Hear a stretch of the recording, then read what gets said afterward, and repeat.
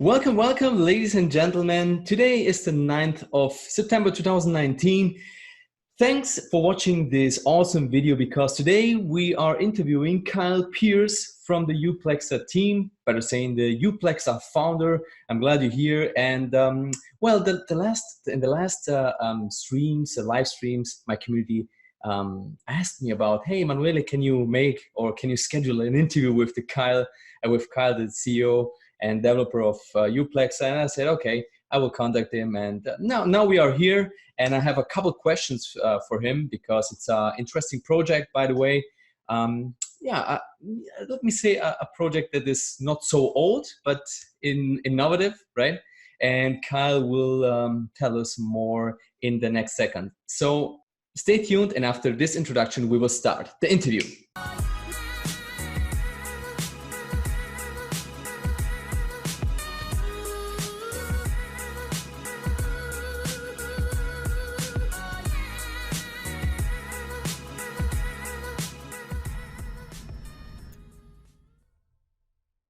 So welcome back, ladies and gentlemen, and now we start officially with the interview. Kyle, first of all, how are you?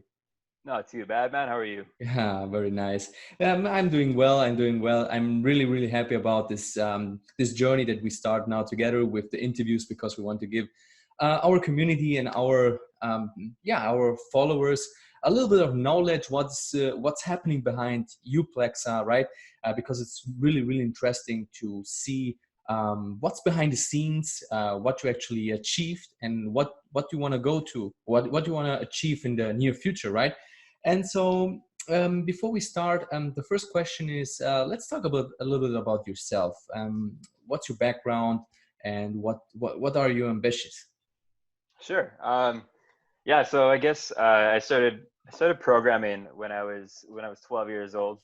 I got into it because I was playing a game back in the day, and it was SOCOM 2, and a guy came in and he was shooting me with blue lasers. And now this game is not supposed to have blue lasers in it, so I thought it was pretty cool.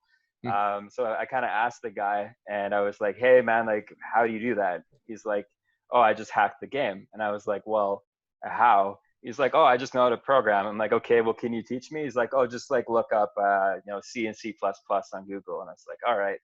So I get off the game and I log on and I go check it out, and it just baffled me. It confused the heck out of me. So I was like, I'm not learning this. A couple of weeks later, my dad went on vacation and sent me to my grandma's at the time.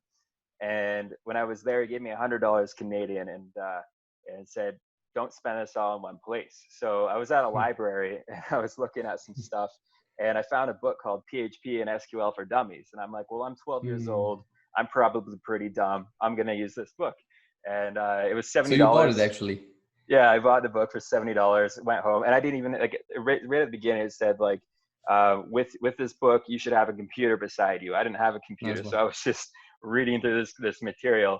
And anyways, my dad calls me later that night, and I feel really guilty because he's like, "Don't spend it all in one place."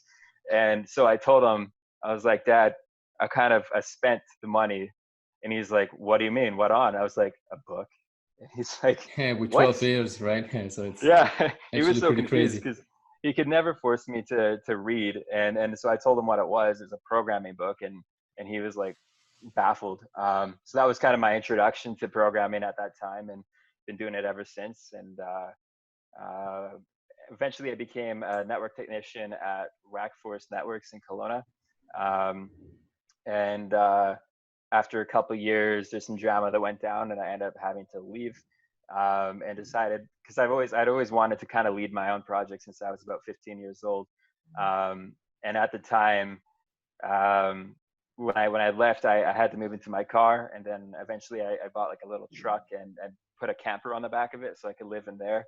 And it was kind of nice. So I was like traveling while working, and saved enough capital to kind of start a few businesses, or two businesses at the time. And I was doing automation development, and on the side I was also doing e-juice for like e-cigarettes. And that was a pain because I wasn't drop shipping, so I was making everything myself. But then one of the guys I was doing automation for, he was a local, and he was very successful at e-commerce, but everything he did was drop shipping. And if he couldn't find a product that he could drop ship, he would go and get it made in China or something, and then have it shipped to a fulfillment center.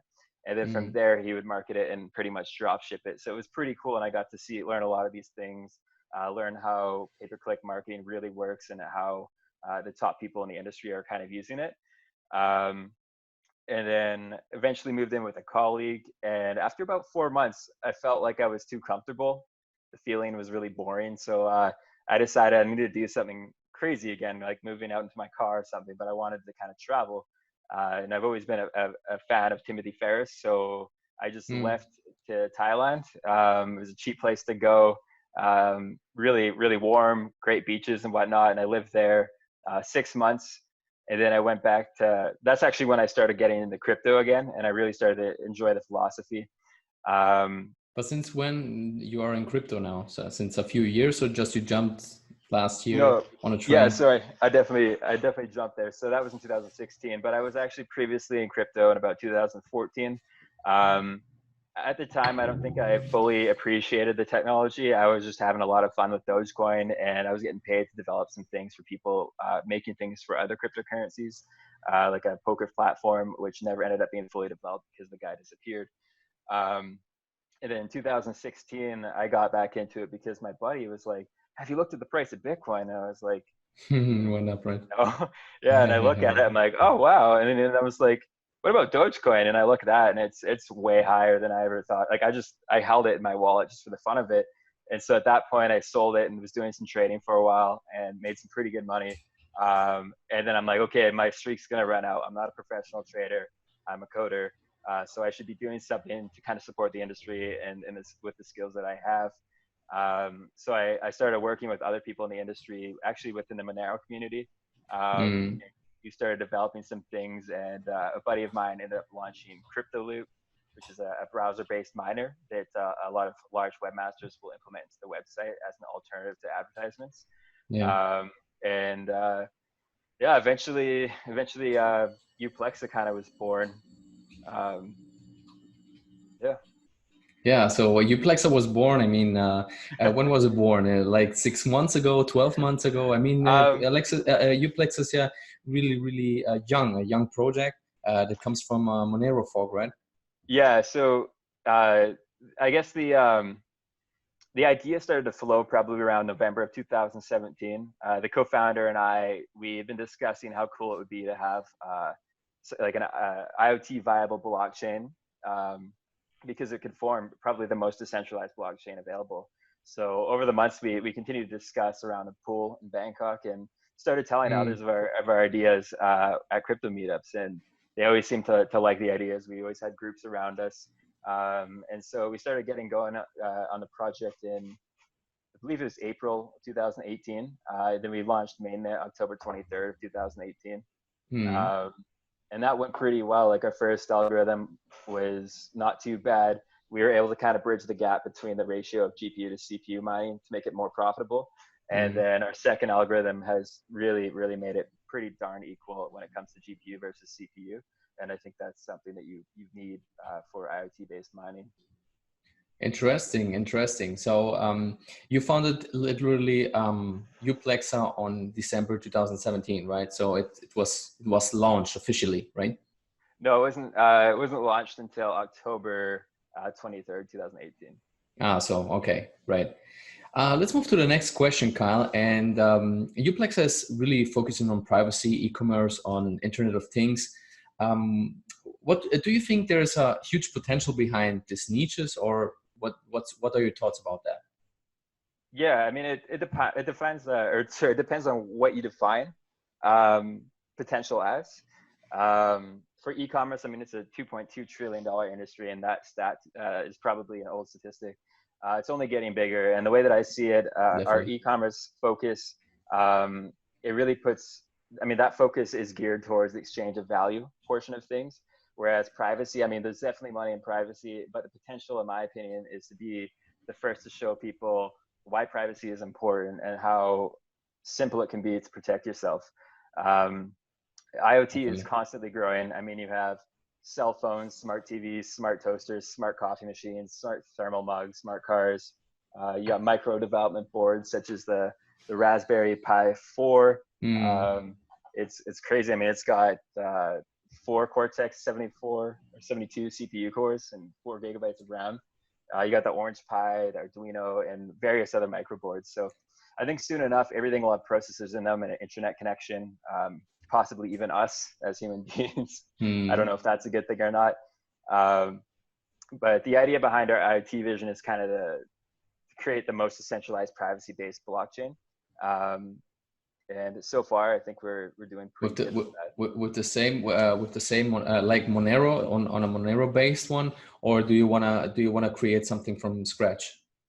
Yeah, so we're already using a fork of Monero at this time, which is a fork of CryptoNote, which it was the original kind of source code, which then Bytecoin used and then Monero used.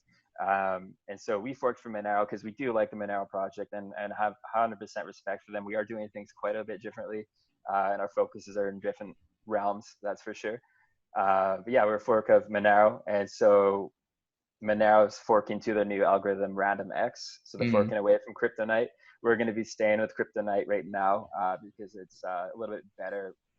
Right now, we might be able to modify RandomX, but I think it's a little bit better right now for IoT and web-based mining.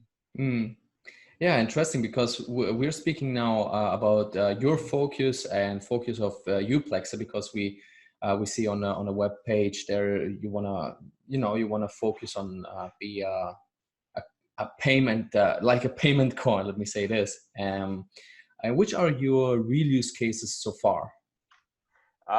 So we kind of did everything that everybody said it was impossible to do. We created the first IoT viable proof of work consensus. So we're focused on improving that, while also bringing more privacy features to the community. Right now, our use cases really is just when it comes to actual payments themselves, it's just anonymous payments and being able to have a blockchain that's decentralized via IoT. Obviously our future use cases are about to change pretty quick here with the Steadfast Storm update and sure, we will do the next videos, the next interviews, if you have any updates and stuff like that. And let's move to the next question. And on your homepage is written, I will cite it, Uplexa uses modified version of the CryptoNode algorithm in order to make IoT, Internet of Things, mining profitable whilst keeping out ASIC technology to avoid centralized mining. Can you tell us more about this topic, Kyle, please? Yeah. So like I was saying, Uplexa was derived from Monero, which was CryptoNote, and we modified our algorithm to balance out the GPU to CPU ratio. So this means that either if you're going to be mining on CPU or GPU, the profit should be pretty balanced. So when it comes to ASIC resistance on our side, we do things a little bit different. So we have an emergency fork consensus rather than a scheduled bi-yearly hard fork for a proof of work. This is to kind of avoid ASICs from onboarding at all. We believe it's important to mitigate ASICs from our network. So the way that we do that is if we see any signals whatsoever of ASICs mining on our network, we immediately give a 5-day notice that we'll be forking to a pre-prepared hard fork that nobody knows really about until that date. And then, ASIC manufacturing takes about 8 to 12 weeks. So it wouldn't really make much sense for an ASIC manufacturer to spend millions of dollars to build an ASIC for one of our algorithms when we could change it a week later and all of the devices would have absolutely no use other than metal recycling. It's a little bit more impactful than the way that Monero does it, because if miners don't have enough time to update in 5 days, they could not be mining or be mining the incorrect algorithm. So let's just say it takes them 10 days because they don't have enough time. This means they're missing out about 5 days of profits. However, I think this is a lot more profitable than mining on a network with 95% ASIC power for 80% of the year. So that's why we decided to do emergency hard forks rather than scheduled by yearly hard forks. Okay. So in poor words, it's like everyone that has a IoT mobile or a mobile phone or something like this, or just a smart TV, it can mine Uplexa, right? So for the people that don't understand now our topic, so it's everything like Absolutely. IoT, like everything what's out there, like mobile phone. What else? Smart TV. What else? Coffee mugs, smart toasters, smart cars. There's gonna be a lot of different things. There's routers out there. We might even be making our own hardware router to support our decentralized VPN soon. Yeah, IoT devices are just getting crazy. I think, like I said, everything's gonna have a processor soon. interesting. So, by the way, let's move to the next questions. And yeah, for sure, we've discussed this. Like, if you have already partners that are accepting your coin, actually not, but I mean, in the near future maybe. And do you have other partnership planned or with other companies or stuff like that? Yeah, so we have a partnership with Cryptoloot, and unfortunately, we weren't on there for a couple months, and we're just getting back on board. I've had to do some work with them in order to kind of implement the new algorithm. Yeah, So I think that's really important because from what it sounds like, Monero's new algorithm Random X has some floating pointers that don't work with WebAssembly. And WebAssembly essentially allows for browsers to execute low-level or complex code, and Crypto uses that in order to allow mining to occur within a web browser. So Monero won't be mineable from browsers post October, and so we might be the only coin available on Cryptoloot for that to happen, which would be pretty intense. yeah, interesting. It sounds As for interesting. people accepting Uplexa, we do have our knowledge base, kb.uplexa.com. I think it needs to be updated with a list of merchants, but we've got plugins if you have a website that you want to accept payments on, like WooCommerce, Magento, PrestaShop, OpenCart, WH, and CS. There's, I think, 6 websites right now on the knowledge base that are accepting Uplexa. Interesting. I'm assuming there's probably more people out there accepting Uplexa now. Maybe But if sooner or anybody, later we will implement Uplex as well on our platform. We will see what happens. We that would will be test some awesome. things on, and Cool. yeah, and for sure I've heard some rumors about the Q4 plans from 2019, and you want to launch your first masternodes. Can you tell us more about the masternodes for you, Uplex? Yeah, so our update Steadfast Swarm is going to enable masternodes, or in our case, we're calling them utility nodes. Originally, we didn't want anything to do with masternodes just because of how the situation was approached by so many different people. Yeah. So then we decided that we were going to implement it because we needed it to do what we wanted to do. So it'll be a split, an 80-20 split. So 80% is going to be proof of work and 20% proof of stake. And the reason we're going to be doing that is because there's always going to be a lot more miners than utility nodes. So utility nodes are going to enable UN apps on our network. And essentially, a UN app is just a decentralized application with privacy behind it. So decentralized private application. So if you wanted to create some kind of privacy-based application and you don't want the cost or the overhead of infrastructure or having to do a lot of DevOps work, you could use our network to power it. And so one of the first UN apps that we plan on making, which anybody can make a UN app, by the way, which is going to be the decentralized VPN. So you'll be able to use that on any of your devices, IoT devices, and connect to the internet privately. So that's kind of the idea behind it. But utility nodes will also improve. Welcome to the darknet, right? Yeah, exactly.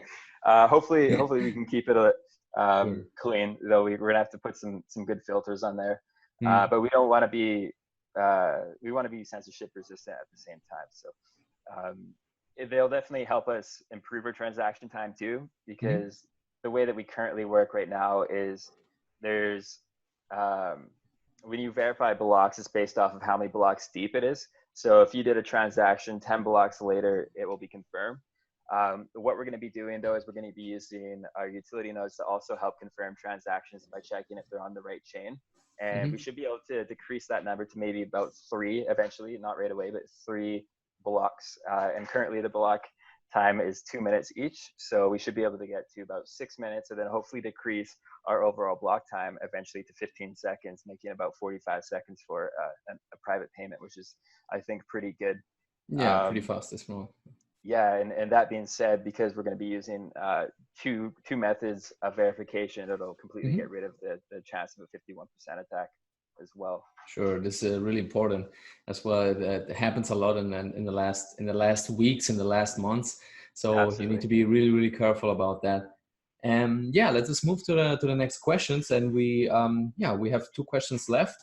What are your future plans for 2020, 2021? And yeah, tell us more about that.